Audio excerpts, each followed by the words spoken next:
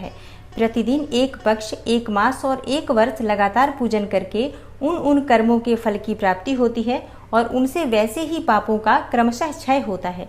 प्रत्येक मास के कृष्ण पक्ष की चतुर्थी तिथि को की गई महागणपति की पूजा एक पक्ष के पापों का नाश करने वाली और एक पक्ष तक उत्तम भोग रूपी फल देने वाली होती है। चैत्र मास में चतुर्थी को की हुई पूजा एक मास तक किए गए पूजन का फल देने वाली होती है और जब सूर्य सिंह राशि पर स्थित हो उस समय भाद्रपद मास की चतुर्थी को की हुई गणेश जी की पूजा एक वर्ष तक मनोवांछित भोग प्रदान करने वाली होती है, ऐसा जानना चाहिए।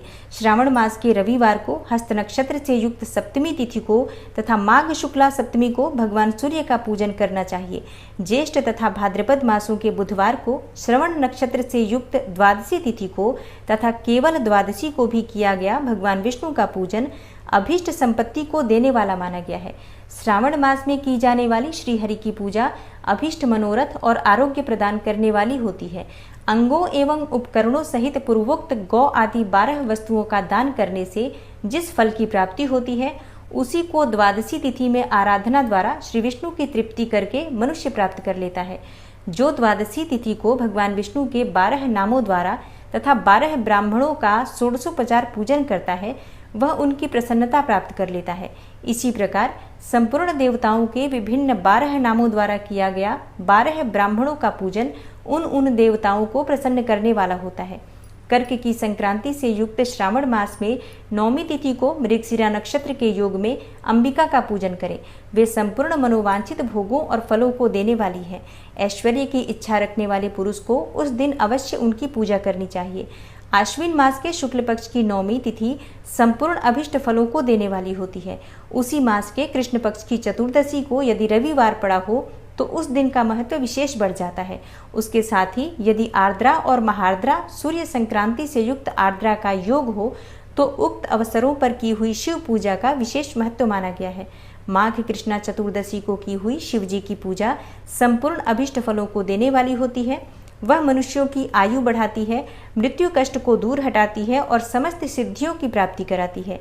ज्येष्ठ मास में चतुर्दशी को यदि महा आर्द्रा का योग हो अथवा मार्गशीर्ष में किसी भी तिथि को यदि आर्द्रा नक्षत्र हो तो ऐसे अवसर पर विभिन्न वस्तुओं की बनी हुई मूर्ति के रूप में शिव की जो 16 उपचारों से पूजा करता है उस पुण्यात्मा के चरणों के दर्शन करना चाहिए।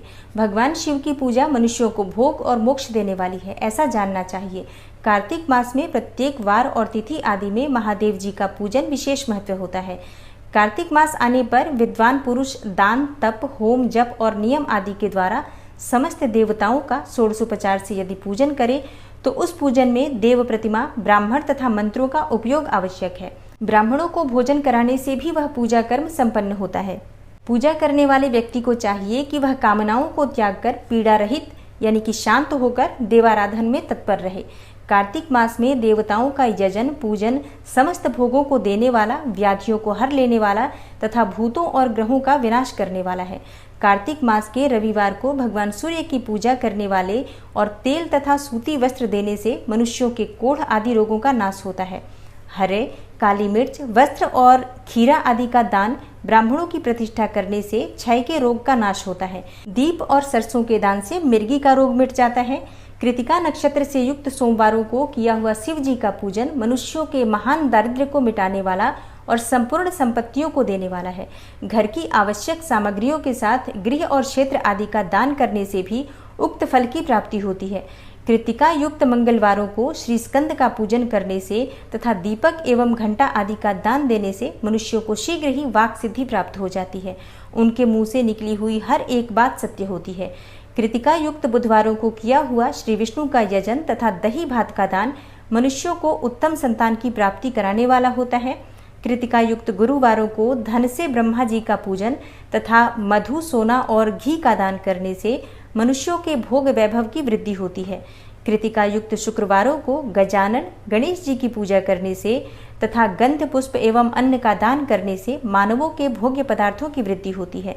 उस दिन सोना चांदी आदि का दान करने से बंध्या को भी उत्तम पुत्र की प्राप्ति होती है। कृतिका युक्त शनिवारों को दिक्पालों की वंदना, दिग्गजों, नागों और सेतुपालों का पूजन, त्रिनेत्रधारी रुद्र, पापहारी विष्णु तथा ज्ञानदाता ब्रह्मा का आराधन करना चाहिए और धन्वंतरी एवं दोनों अश्विनी कुमारों का पूजन करने से रोग, दुर्मृत्यु एवं अकाल मृत्यु का निवारण होता है। नमक, लोहा, तेल और उड़द आदि का, त्रिकटु, सोंठ, पीपल और गोल मिर्च, फल, गंध और जल आदि का तथा घृत आदि द्रव पदार्थों का और सुवर्ण, मोती आदि कठोर वस्तुओं का भी दान देने से स्वर्गलोक की प्राप्ति होती है। इनमें से नमक आदि का मान कम से कम 1 प्रस्थ यानी 1 सेर होना चाहिए और सुवर्ण आदि का मान कम से कम 1 पल होना चाहिए। धन की संक्रांति से युक्त पौष मास में उषा काल में शिव आदि समस्त देवताओं का पूजन क्रमशः समस्त सिद्धियों की प्राप्ति कराने वाला होता है।